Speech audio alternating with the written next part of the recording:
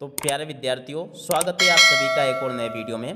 प्यारे विद्यार्थियों, यहाँ से आज हम देखने वाले हैं वार्षिक परीक्षा 2022-23 कक्षा 10 का आपके हिंदी विषय के क्वेश्चन पेपर में आने वाले अति महत्वपूर्ण प्रश्नों को और इनके उत्तरों को।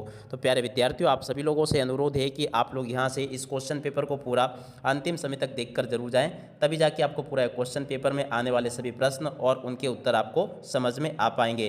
प्यारे विद्यार्थियों, आज मैं यहाँ से आपको कक्षा 10वीं के हिंदी विषय के पेपर में आने वाले अति महत्वपूर्ण प्रश्न और उनके उत्तरों को बताने वाला हूँ। तो इसलिए आप सभी लोग इसको पूरा का पूरा अंतिम समय तक देखकर जरूर जाएं, ताकि आप सबको ये पूरा अच्छे से समझ में आ सकें। तो चलिएगा प्यारे विद्यार्थियों, बिना किसी देरी के वीडियो में आगे बढ़ते हैं, देखते हैं और समझते हैं कि कक्षा 10 के आपके हिंदी विषय के पेपर में कितने क्वेश्चंस आपसे पूछे जाएंगे और आप सबको इसकी तैयारी को कैसे कर लेना है। आप सभी लोगों से अनुरोध है कि आप लोग इस वीडियो को पूरा अंतिम समय तक देखकर जरूर जाएंगे, तभी जाके आपको सभी क्वेश्चंस और इनके उत्तर आपको समझ में आ पाएंगे। तो प्यारे विद्यार्थियों, यहाँ से आप लोग देख पा रहे हो पूरा का पूरा आपका जो क्वेश्चन पेपर परीक्षा में पूछा जाएगा ये बिल्कुल इसी प्रकार का होगा। आप लोग यहाँ से इसको देख लें और समझ लेंगे। वार्षिक परीक्षा 2022-23 कक्षा 10 के आपके हिंदी विषय के पूरे क्वेश्चन पेपर को और इसमें आने वाले सभी प्रश्नों को आज हम यहाँ से देखेंगे। तो चलिएगा आगे बढ़ते हैं, समझते हैं आपके पेपर में आने वाले सभी प्रश्नों को और उनके उत्तरों को। देखिएगा प्यारे विद्यार्थियों, यहाँ से आज मैं आपको अति महत्वपूर्ण प्रश्न आपको बताने वाला हूँ। तो चलिए अब आगे बढ़ते हैं, समझते हैं कि कौन कौन से प्रश्न आपके पेपर में आपसे पूछे जाएंगे। तो प्यारे विद्यार्थियों, सबसे पहले अगर जीवन परिचय की बात की जाए तो जीवन परिचय कौन कौन से आपको याद कर लेने हैं और मैं यहाँ से आपको इनको भी बता देता हूँ। तो देखिएगा प्यारे विद्यार्थियों, जीवन परिचय में आपको एक तो कवि परिचय याद करने पड़ेंगे, कवि परिचय, और कवि परिचय में दो कवि परिचय मैं आपको बता रहा हूँ। एक तो सूरदास का आप लोगों को याद कर लेना है, ये पहला पॉइंट होता है जीवन परिचय। मगर ये अगर आप ना लिखो, जो वो पूछता है उसको याद कर लें आप लोग, पर आप लोग याद कर ले मेरे हिसाब से तो ये कोई ज़्यादा बड़ा भी नहीं है, इसको कर ले याद। और उसके अलावा यहाँ से आपको रचनाएं याद कर लेनी है और यहाँ से आपको भाव पक्ष याद कर लेना है।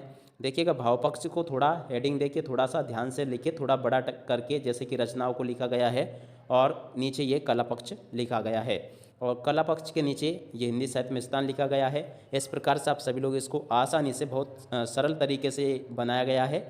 आप लोग इसको ज़रूर याद कर लें, यह आपके पेपर में 4 अंक में पूछा जाएगा। और उसी के नीचे आपको एक तुलसीदास जी का भी जीवन परिचय दिया गया है, आप लोगों को इसको भी याद कर लेना है। या तो सूरदास का आपके पेपर में आ जाएगा या फिर तुलसीदास जी का जीवन परिचय आपको देखने को मिल जाएगा।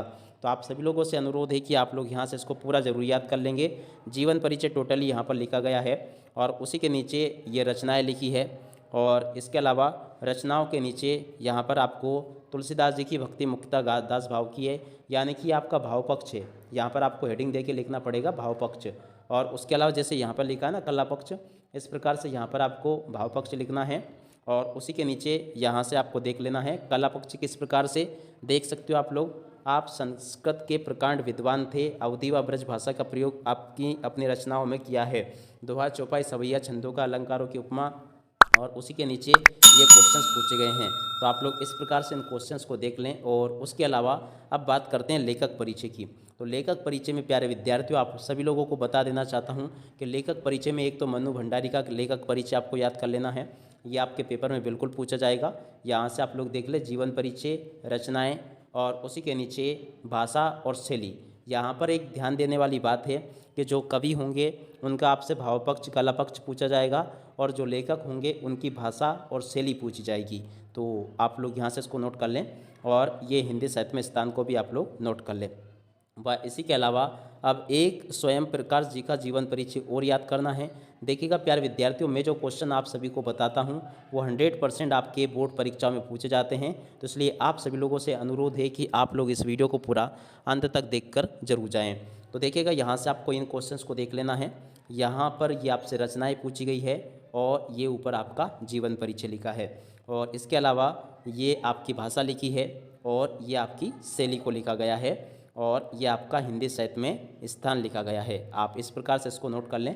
चलिएगा प्यारे विद्यार्थियों, अब आगे बढ़ते हैं और आगे के प्रश्नों को देखते हैं।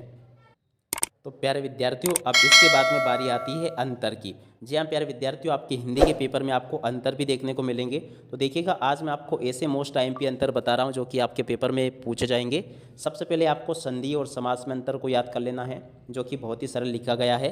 मैं यहाँ पर आपको समझा नहीं रहा हूँ, आप स्वयं इसका स्क्रीनशॉट ले लें और इसको याद कर लें। देखिएगा, बहुत ही सरल है। दो वर्णों के मेल को संधि कहते हैं और दो पदों के मेल को समास कहते हैं। इस प्रकार से आप लोग इसको देख लें और समझ लें। और ये आपका स्थायी भाव और संचारी भाव में अंतर लिखा है, आप लोग इसको भी देख लेंगे और याद कर लेंगे।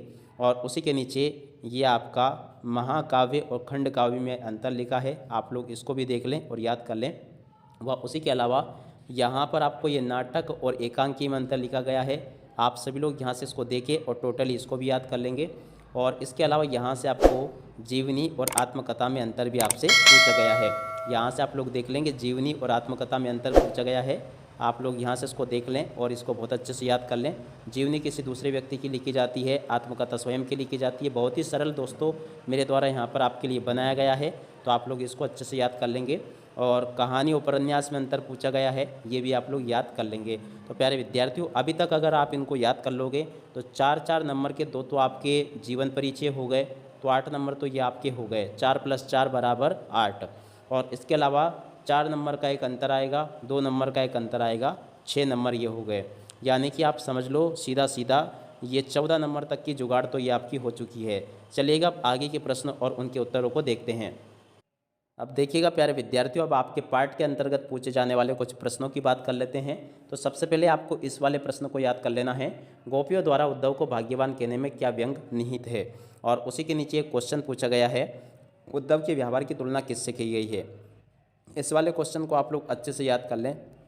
और उसी के नीचे जो क्वेश्चन लिखा है, गोपियों ने किन किन उदाहरणों के माध्यम से उद्धव को उलाने दिए हैं, इस वाले क्वेश्चन को भी आप लोग देख लेंगे और इसको याद कर लेंगे। और उसी के अलावा अगले क्वेश्चन को देखते हैं, परशुराम के क्रोध करने पर लक्ष्मण ने धनुष के टूट जाने के लिए क्या क्या तर्क दिए। तो आप सभी लोग यहाँ से इन प्रश्नों को याद करते चलें। अगले क्वेश्चन को देखते हैं, क्या पूछा गया है, लक्ष्मण ने वीर योद्धा के लिए क्या क्या विशेषताएं बताई है। तो इस वाले क्वेश्चन को भी आप लोग अच्छे से याद कर लेंगे। और उसी के नीचे ये क्वेश्चन, कवि आत्मकथा लिखने से क्यों बचना चाहता है, ये भी आपके पेपर में आपसे पूछा जाएगा। अगले क्वेश्चन को देखते हैं, स्मृति को पाते बनाने से कवि का क्या अभिप्राय है। वेरी मोस्ट टाइम पे प्रश्न है प्यारे विद्यार्थियों आप सभी के लिए। आप सभी लोगों से अनुरोध है कि आप लोग इस क्वेश्चन को बहुत अच्छे से याद जरूर कर लेंगे।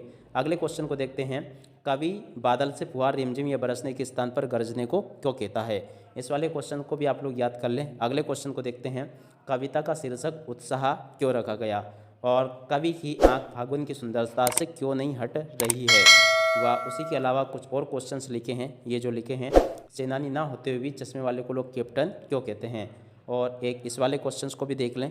सारे के सारे प्रश्न आपके पेपर में इसी प्रकार से पूछे जाएंगे जैसा कि मैं यहाँ से आपको बता रहा हूँ। आप कम से कम इन क्वेश्चंस को जरूर बिल्कुल अच्छे से याद कर लें, ये हर बार आने वाले क्वेश्चंस हैं और इस बार भी आपके पेपर में ये बिल्कुल पूछे जाएंगे। और उसी के अलावा आगे क्वेश्चन देखते हैं, भगत की पुत्र बहू उन्हें अकेला क्यों नहीं छोड़ना चाहती थी। भगत ने अपने बेटे की मृत्यु पर अपनी भावना किस तरह से व्यक्त की। और उसी के अलावा यहाँ से देखते हैं, गांव का सामाजिक सांस्कृतिक परिवेश आषाढ़ चढ़ते ही उल्लास से क्यों भर जाता है। और उसी के अलावा अगले क्वेश्चन को देखिए, क्वेश्चन नंबर 1 को, 2 को। और इसी के अलावा ये जो क्वेश्चंस लिखे गए हैं, आप सभी लोग यहाँ से इन प्रश्नों को देख लेंगे और इनको बहुत अच्छे से याद भी कर लेंगे।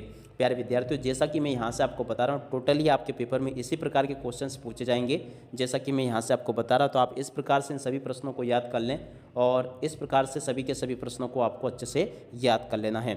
देखिएगा प्यारे विद्यार्थियों, इसके अलावा कुछ चीज़ें और मैं आपको बता देना चाहता हूँ कि देखिएगा, आपके जो प्रश्न बैंक होगी या आपके पास में जो भी ब्लूप्रिंट होगा, उस पर जो शुरू में आपको जो ब्लूप्रिंट दिया गया है उसमें से आप लोगों को देख लेना कि अलंकार कौन से पूछे जा रहे हैं, छंद कौन से पूछे जा रहे हैं। दोस्तों, ये इस वीडियो का फर्स्ट वाला पार्ट है, सेकंड पार्ट में मैं आपको सारी चीज़ें उपलब्ध करवा दूंगा। तो प्यारे विद्यार्थियों, अब इसी के साथ में इस वीडियो को यहीं पर समाप्त करते हैं। जय हिंद, जय भारत।